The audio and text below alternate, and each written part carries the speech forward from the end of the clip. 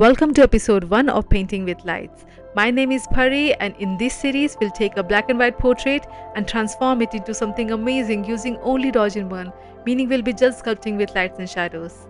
I started this series because I feel that retouching today is just reduced to cleaning up the skin or quick fixes like frequency separation, which is alright by the way. But for me, it's much more than that. It's painting, it's sculpting, it's art, and I want to express it through this series. So with that in mind, let's get started. We'll start by duplicating the background and adding a Gaussian blur so the harsh details in the skin don't distract me while painting. Next, I'll create a curve adjustment to increase contrast. This makes it easier to see the fine details. Then we set up a new layer in soft light mode for dodge and burn. Using a soft brush at 10 to 20% opacity, I begin painting stroke by stroke, painting lights and shadows.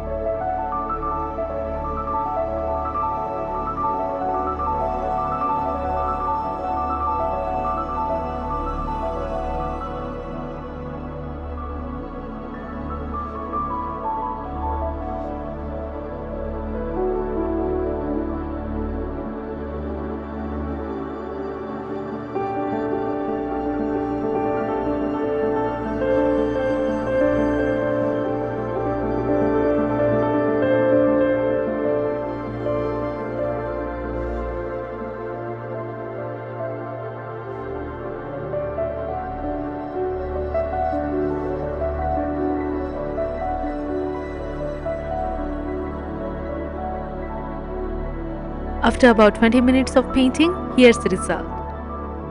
The texture feels a little soft, so I'll create a stamp visible layer with Command Option Shift E.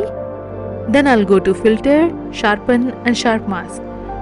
Adjust the settings and press OK. With the sharpening done, I'll continue refining, adding more sculpting where it's needed.